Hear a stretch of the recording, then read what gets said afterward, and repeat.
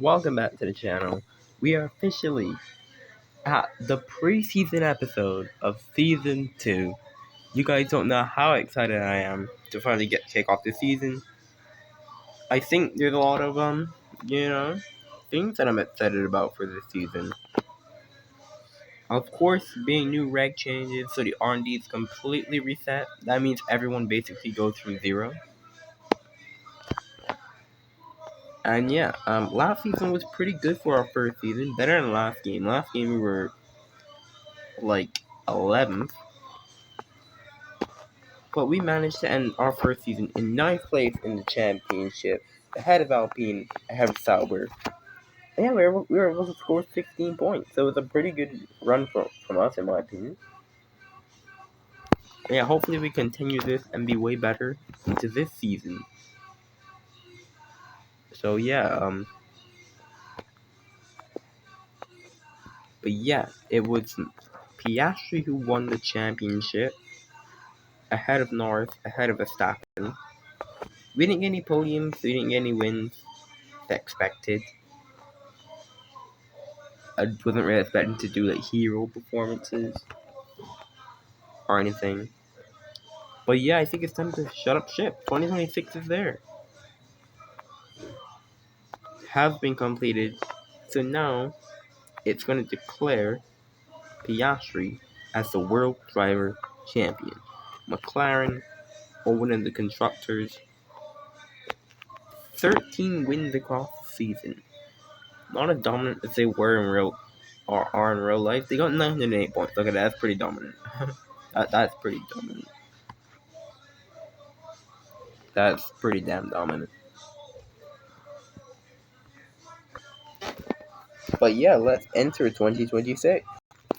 Okay, we're officially in. I don't want to look at the R&D chart or anything. So let me go to rule set. And we have some new upgrades. Okay, so everything here is minor. We have, okay, my R&D points loaded in. That was a problem for the last episode. They weren't loading in for some reason. But we finally got them here. Got 240,000 money. So yeah, we can instantly buy this one. We cannot buy the second one. Unfortunate. I think once we get more points, unfortunately, yeah, we're able to only buy one, but I think the R&D is really hard to get in this game. So hopefully by this season, once we get points and stuff, we'll be more able to get R&D. What do I want to show first? You know what? I think I'm going to show the calendar first, the new calendar that we have for this. So I've made the decision to stick with the long calendars. I think that suits the video more, doing like 2 races per video. I thought about doing 3, but that might be too little episodes. So, I think 2 is better, because then we get 12 episodes a season. Well, 12 episodes a season, and, and season, Yeah, we're once again starting out in Australia, where I think we always should start out. Then China. It's going to be a sprint at China again. Then Japan, Bahrain, Saudi Arabia, the usual, Miami. Basically, the real life calendar from 2026. Canada, Spain, then to Australia, Great Britain, then to Belgium with a sprint there. Then we go up to the second half of the season, where we got Hungary, Netherlands, Italy.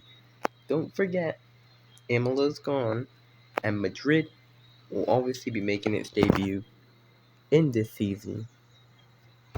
So I'm excited to see how that goes. And right after, we're making Azerbaijan a sprint round. So the 2 major changes are Madrid. Let's continue. We got Singapore, USA with sprint, Mexico, Brazil, Las Vegas, Qatar, and Abu Dhabi. So the biggest change, of course, Imola not being on the calendar, Madrid's in, which is going to happen in real life anyways. And yeah, now we have a sprint at Baku again. Because we've not had a sprint at Baku this late in the season. So yeah, that basically shows off the calendar.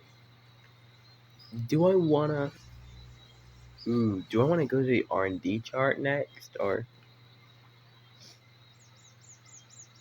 No, we're gonna go to the lineups next. To the driver lineups. Okay, 2026 driver lineups. We're starting with Alpine because they're the top names. Obviously, they got Pierre Gasly, and they stick with Franco Colapinto. So last year was a pretty mid-year for Alpine. They were kind of behind us. They're kind of our rivals, but they were really good at the ending of the year. I think at the end of the year they were like sixth fastest car behind Williams. Like they were able to score points and really claw back to us. And don't forget, they got the Mercedes power unit this season, so we'll see how they get on. Next team up, who do we have? Aston Martin. Okay, they stick with their lineup. That's pretty boring, not gonna lie. I thought so, but I think they have, yeah. But Aston Martin, this is the season that they're gonna be hoping to be good. Okay, of course, in real life, they're hyped up and everything. So this is the season that they'll be hoping to be good. Anyways, next up, who do we got? Okay, we got the new Audi Sport team. They're in, by the way. They're in. By the way, let me say before this, Cadillac is unfortunately not in here. I know you guys would be really disappointed that they're not in here. But the only reason that they're not in here is because at the current moment that I'm recording this, we don't know the driver lineup. So we can't just put in two random drivers if we don't know the driver lineup. So next year for sure Cadillac will be in here.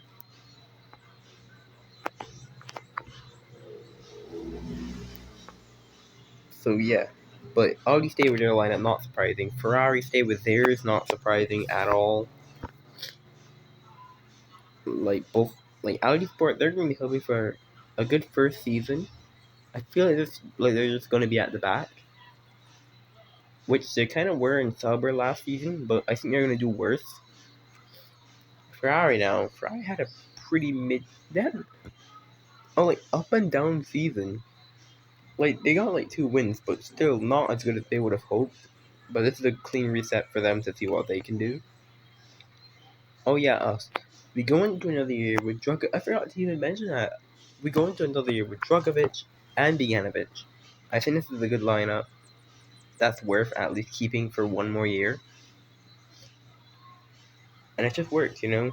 Bogdanovic has really came into honestly, I probably wasn't gonna resign Bogdanovic by last mid season, but in the second half of the season, he really got into his own.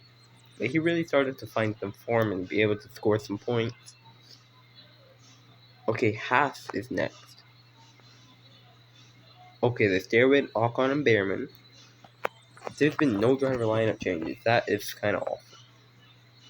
McLaren, I'm guessing they're gonna stay. Yep, with Piastri and Norris. Piastri, the reigning world champion now.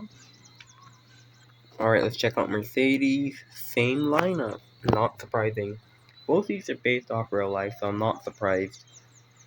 But yeah, Russell had a kind of a shout for the title at some point during the season.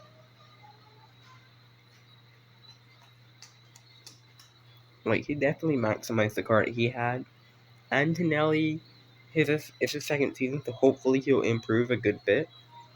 Anyways, who's next? Oh, is it Red Bull? No, RB.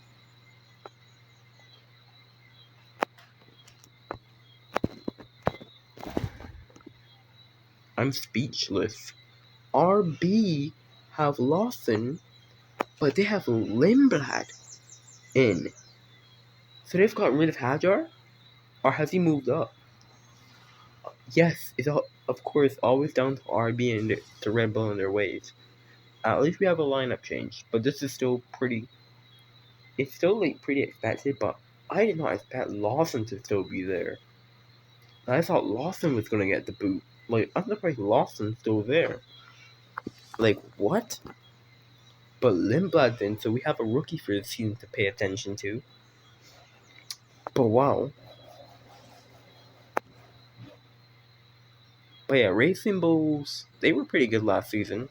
Had a fight with Haas and stuff. Oh, Hajar has moved up. So Tsunoda has found a new team then? Is that what you're saying? But yeah, Max, of course, he's no longer a reigning world champion. He goes back to 33, as he should. But Hajar has now moved up to Red Bull. Wow. That's interesting. Okay, yes, it's Red Bull, and we knew the drivers were going to be in there, but I did not expect Hadjar to go Red Bull. I honestly thought Lawson would go or Limbaugh would just go there straight. But Hadjar just goes straight to Red Bull. Wow. This is going to be an interesting season to see how Hadjar does compared to how Tsunoda did. Which, by the way, Tsunoda did pretty dreadful. But yeah, who is next?